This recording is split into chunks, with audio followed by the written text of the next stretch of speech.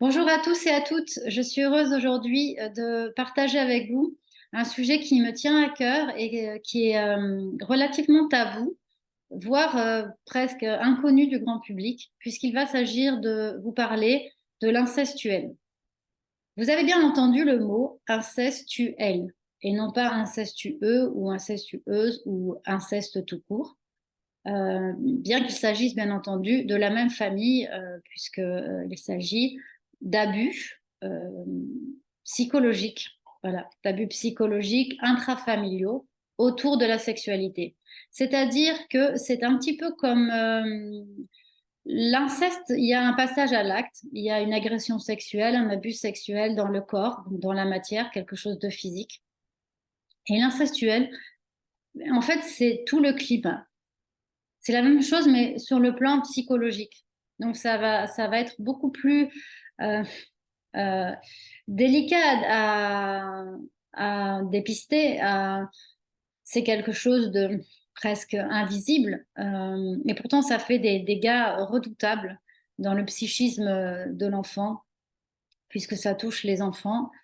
Et plus tard, donc du coup, ça va se perpétuer chez l'adulte qui, la plupart du temps, va en plus être dans la reproduction avec ses propres enfants.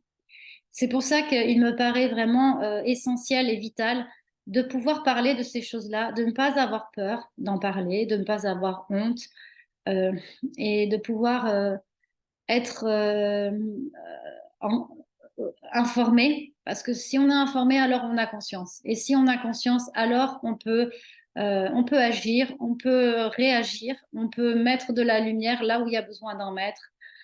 On peut dire stop, on peut dire non, enfin, on peut comprendre aussi ce qui nous arrive, peut-être commencer à travailler dessus. Donc, vous l'avez compris, l'incestuel, ça n'est pas dans la matière concrètement. Ça va se traduire par sous différentes formes en plus qui sont très variables. Ça touche les enfants dans un contexte de cadre familial. Donc, ça peut concerner le père, la mère, le grand-père, la grand-mère, les oncles, les tantes, les cousins, les cousines. Je veux dire, c'est malheureusement, comme pour l'inceste, c'est la même chose. Alors, je vais vous inviter à aller voir toutes les vidéos que vous trouverez sur YouTube sur ce sujet. Elles sont pas très nombreuses, donc voilà, tout est bon à prendre, à lire les livres si ce sujet vous parle, si ce sujet vous intéresse vraiment à aller approfondir ces choses-là. Moi, je ne vais pas rentrer dans l'historique, ni sur comment ça a été découvert, qui a inventé le mot. Voilà, il y a des gens qui en parlent très très bien. Ce que je vais juste vous partager, c'est un petit peu enfin, donner des exemples en fait concrets, des exemples de la vie concrets pour que vous puissiez un petit peu mieux comprendre ce dont il s'agit. Donc, c'est cette espèce de climat malsain dans lequel l'enfant n'est pas respecté comme un enfant. Il prend une place qui n'est pas la sienne, une place presque de conjoint, de couple. Il fait presque couple avec son parent. Dans le cadre, on va dire, on va partir sur ça, sur les parents. Il est le confident du parent. Il devient presque comme un copain ou une copine. Le parent va déverser sur son enfant toutes les choses euh, négatif du couple, donc se plaindre de l'autre parent, le dire il est ceci, qu'il est cela, qu'il n'est pas assez ceci, qu'il n'est pas assez cela, qu'il ne le satisfait pas sexuellement, par exemple parlant. Ou par exemple, l'autre chose, ça va être de dire oui, ta mère me trompe, ton père me trompe, ton père, que ce soit vrai ou pas, en fait, ça va être malheureusement, l'enfant devient un confident de choses qu'il n'a pas à savoir et il est mis dans une sorte de conflit de loyauté où il fait corps avec son parent malheureux, son parent victime, son parent qui souffre au détriment de l'autre parent. Ça, c'est un des aspects. L'autre aspect très important, bien entendu, ça va être le non-respect de la pudeur. D'accord? Le non-respect de la pudeur de l'enfant. Alors certes, il y a des âges pour lesquels il est normal d'aller dans la salle de bain de l'enfant, de lui donner le bain, même éventuellement de prendre le bain avec lui quand c'est un bébé, un très très jeune enfant qui ne sait pas se laver. C'est normal d'être avec son enfant. Mais à partir du moment où l'enfant sait se laver tout seul, il est important de le laisser dans sa pleine autonomie. Le rôle des parents sains, qui sont à la bonne place, c'est d'accompagner leur enfant, de leur enseigner les choses utiles pour leur permettre d'être autonomes, en fait, de les encourager à aller vers l'autonomie et non pas de les phagocyter, de les garder, de les maintenir dans une forme de domination pour qu'ils restent des enfants comment dire, obéissant, toujours prêt à obéir, à venir remplir les instructions que l'on donne, qui pensent comme on pense. Ce ne sont pas nos choses. Ce ne sont pas les extensions de nous-mêmes à travers lesquelles on va se réaliser ou se mirer de façon narcissique. Et malheureusement, les gens qui sont dans l'incestuel sont des gens qui sont dans ce genre de relation où l'enfant n'est non pas un sujet à valoriser afin de lui permettre d'atteindre une autonomie, mais un objet à garder sous contrôle, à asservir, à tailler à sa mesure pour l'avoir comme réservoir narcissique à ses côtés et éprouver une certaine satisfaction à être dans le pouvoir absolu. Donc, il n'y a pas de respect de la pudeur, de l'intimité, des territoires. Ce sont des parents qui sont capables de rentrer dans les pièces sans jamais frapper une seule fois, y compris, alors quand c'est des petits-enfants, bien sûr, mais quand l'enfant devient prépubère et pubère, ça ne se fait plus en fait, ça n'est pas du tout respectueux de rentrer n'importe quand, encore plus quand l'enfant est un adolescent avec son petit copain, sa petite copine dans la chambre et qu'à n'importe quel moment on va rentrer, voir, j'ai eu des cas qu'on m'a relatés, carrément de venir de soulever la couverture du lit de son fils pour voir, ou de sa fille, pour voir comment l'autre est foutu en fait. Par exemple, c'est une intrusion permanente dans la vie de l'enfant. L'enfant ne doit pas avoir de secret. Les secrets sont interdits, hein. L'enfant doit tout dire aux parents abuseurs. Donc là, je parlais de la chambre, qui est quand même une zone, surtout pour l'ado, qui est son territoire. Donc pas de respect du territoire. Donc ça fait des enfants aussi qui peuvent se retrouver dans des formes de servitude apprise. Ça veut dire qu'ils sont tellement appris à servir et à obéir et à correspondre à ce qu'on attend d'eux pour quémander quelques miettes d'amour, qu'ils ne vont pas, à l'âge adulte, être capables de savoir fixer leurs limites, exprimer leurs besoins, savoir se faire respecter. Ils ne savent pas se faire respecter parce que leurs parents ne les ont pas respectés et donc ils ne savent pas. Ils savent pas qui ils sont en fait. Et aussi, dans les cas un peu extrêmes, ils peuvent, en tout cas, ils peuvent ne pas savoir qui ils sont et avoir beaucoup de difficultés du coup à exister, tout simplement. Donc, ils vont exister à travers les autres. Ou à travers l'image qu'ils vont essayer de donner, de l'image qu'ils vont prendre de la société, de l'environnement. Alors, ils vont essayer de correspondre à des schémas ou alors de répondre aux attentes du parent qui se réalisent à travers l'enfant. Donc, vous voyez, c'est un peu un micmac. Là j'ai un petit peu débordé, j'ai touché un petit peu d'autres sujets, à savoir la servitude apprise, mais il y a des choses qui se rejoignent souvent. Donc, voilà, je ne pouvais pas non plus trop faire l'impasse. Pour revenir à l'incestuel à proprement parler, ça va être par exemple donc les parents qui vont laver leurs enfants jusqu'à des âges tardifs, y compris par exemple à la piscine. Moi, ça m'est arrivé une fois à la piscine de voir une mère les douches pour femmes avec son garçon de 11-12 ans qui se retrouvait dans ce truc de douche de femme où il y a des femmes qui s'enlèvent le haut ou quoi machin et puis sa mère qui le frotte au milieu de toutes ces femmes. C'était très très malsain. C'était un climat très malsain. Ça n'est pas de l'inceste, c'est de l'incestuel. Voilà. Ça va être le parent qui est aux toilettes, qui ferme pas la porte. Alors il fait pipi caca devant tout le monde, mais tout. En général, dans ces familles-là, tout le monde trouve ça normal. En fait, Tout le monde trouve ça normal. L'autre parent, s'il est là, il est comme un fantôme. D'abord, il est rarement là. Et puis quand il est là, il est un peu comme un fantôme. Il n'est pas vraiment là. Ou alors il, euh, il va rien dire. Il va pas couper. Il va pas s'interposer. Il va pas remplir sa fonction et son rôle de parent qui vient couper le cordon ou couper la relation, le complexe d'Oedipe ou le complexe d'Électre pour les filles, hein, je précise parce que euh, il existe un mot pour nous les femmes, donc on peut l'utiliser. Ça s'appelle le complexe d'Électre. Voilà. D'autant plus que le parent, en plus abuseur, est souvent dans une relation de séduction avec son enfant, de charme. On dirait qu'ils sont comme un couple, parfois. Euh, c'est très subtil. Alors, dans sa tête, les gens à l'extérieur se disent, mais non, en fait, non.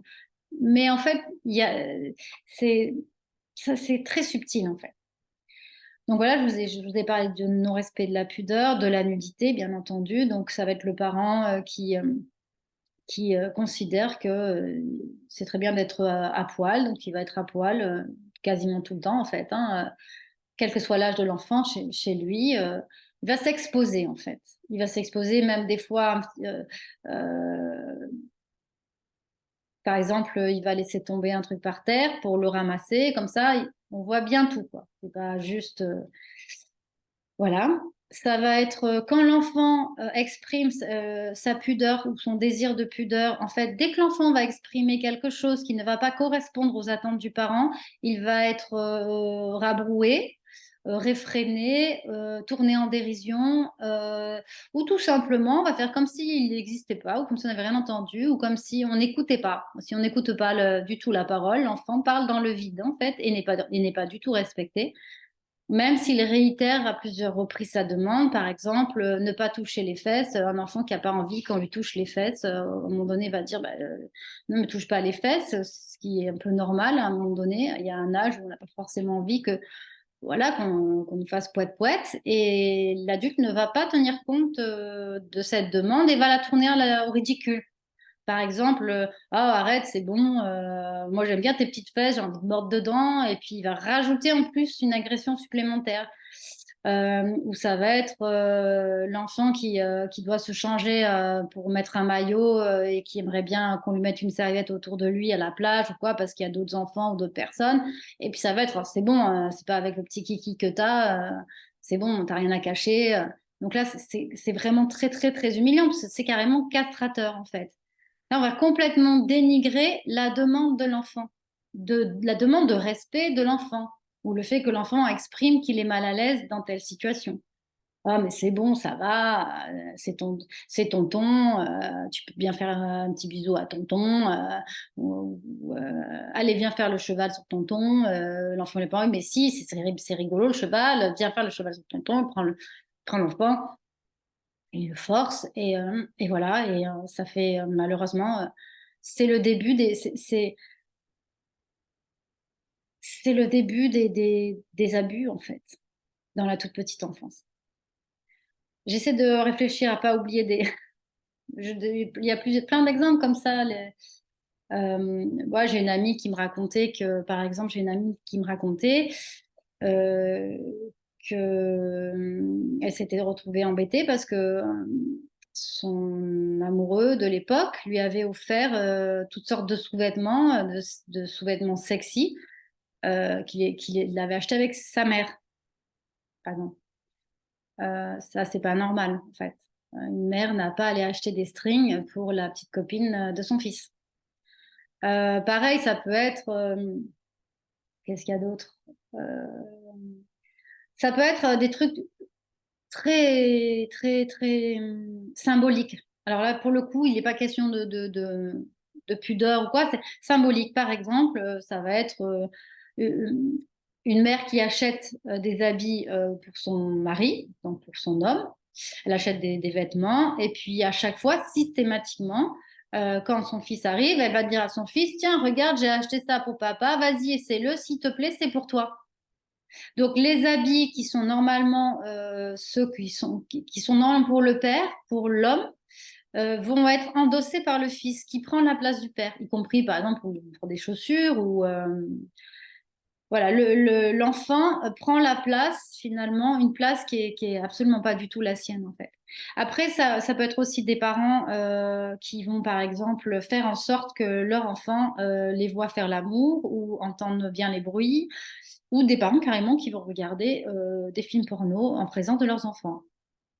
Ou demander à leur ado d'enregistrer la cassette vidéo du dernier film sur Canal+, pendant qu'ils vont manger, comme ça ils ont leur petit truc quand ils rentrent. Ou laisser traîner des objets sexuels, enfin bref, oui, genre quoi. Voilà, mais ça c'est pas du tout normal, ça n'est pas sain, ça n'est pas du tout respectueux de l'enfant et de sa constitution psychologique. Il y a vraiment des âges. En plus, on vit dans une société qui est de moins en moins vigilante sur ces sujets-là. Alors, c'est très paradoxal parce que d'un côté, il y a des gens qui ont le courage de dire, qui écrivent des livres pour parler comme Camille Kouchner, etc., voilà, qui ont le courage de mettre en lumière les choses pour lutter contre ça. Il y a vraiment un désir de lutter contre l'inceste, l'incestuel, les abus sexuels, les viols, pour large panel. Et d'un autre côté, il y a une espèce de banalisation totale de la pornographie. Et les enfants, la moyenne d'âge, il faut savoir quand même, alors ça c'était un article que j'avais lu il y a déjà 15 ans, le premier film pornographique, c'est 8 ans pour les enfants, pour les garçons. Et je sais plus, enfin, je me suis dit, mais il faut vraiment, on a vraiment, nous, un devoir, nous, les adultes sains, et on va dire, hein, enfin, sains, pas très sains, mais en tout cas, qui sommes conscients, on a vraiment un devoir de protéger les enfants, de réagir, de dire non, c'est pas normal, non, je n'accepte pas, et voilà. Et d'essayer aussi de faire en sorte que ces gens prennent conscience et au lieu de, bien sûr, refouler ou renier ou, voilà, ou banaliser des comportements qui ne sont pas du tout à banaliser. Par exemple, aussi, je donne un autre exemple, par exemple, ça va être la mère qui va dire bonne nuit à son fils de 12 ans dans sa chambre à poil. Parce qu'elle n'a pas mis sa chemise de nuit, elle n'avait pas envie de mettre une culotte. Euh, alors elle a son petit débardeur ou son petit soutien-gorge ou son petit t-shirt, mais elle a son sexe à l'air et elle va dire bonne nuit à son fils. Ça va être dormir dans le même lit des parents après un âge où c'est pas normal. J'espère que cette vidéo vous aura plu, enfin plus c'est peut-être pas trop le mot, mais en tout cas vous aura permis de comprendre un mot, l'incestuel, qui touche quand même malheureusement pas mal d'enfants. Ce qui est assez terrible aussi, c'est que ces enfants-là, malheureusement, la plupart du temps vont, s'ils n'ont pas la chance d'avoir comment dire, une figure de résilience dans leur entourage, le danger, c'est qu'ils reproduisent avec leurs propres enfants. Je vous invite à aller un petit peu plus loin aussi en allant voir ce que vous pourrez trouver, les vidéos que vous pourrez trouver sur le sujet des manipulateurs pervers narcissiques, parce que en fait, c'est assez lié. Vous verrez qu'il y a quand même souvent, c'est très très lié même en vérité. Euh, J'espère que pour celles et ceux qui se seront éventuellement reconnus dans certaines des situations que je vous décris, soit en tant qu'enfant, soit en tant que parent. Alors déjà, en tant que parent, ça peut arriver que vous fassiez des choses sans savoir que ça n'est pas bien. Par exemple, je me souviens d'une personne qui me disait, oh, mais moi, je prends la douche à poil devant mon enfant, mais j'ai jamais pensé à ça. C'était la panique à bord, grosse panique. Oh mon Dieu, je suis terrible, je suis terrible, je suis un monstre. Sachez que déjà, premièrement, si vous réagissez comme ça, c'est que vous n'êtes pas du tout un monstre. Au contraire, c'est que vous avez une conscience parce que vous êtes capable de vous remettre en question. Donc, si vous êtes capable de vous remettre en question, vous êtes une bonne personne. C'est juste que du coup, vous avez l'information que ça n'est pas quelque chose à faire et vous pouvez ne plus la faire et peut-être éventuellement en parler avec votre enfant en disant, écoute, j'ai appris que bon, c'était pas très, très, peut-être ça t'a perturbé, moi je m'en suis pas rendu compte, j'en suis désolée. et puis voilà, et c'est tout. Et puis, et on est là pour apprendre et évoluer. Voilà. Si vous vous sentez un petit peu affecté par ce que je vous ai partagé, parce que vous prenez conscience peut-être que vous avez été cet enfant qui n'a pas été respecté dans son intégrité psychique, euh, je vous invite à ne pas rester seul et isolé. Il existe beaucoup de groupes, d'associations, de gens aussi sur YouTube qui font qui font des belles choses. Voilà, ne restez pas seul, n'ayez pas peur de parler, n'ayez pas honte. Euh, la honte, elle n'est pas du côté de la lumière, jamais. Elle est du côté de l'ignorance. Voilà. Je vous embrasse tous et toutes et puis j'espère que j'aurai d'autres occasions de faire des vidéos qui pourront vous apporter peut-être des éclairages. Au revoir.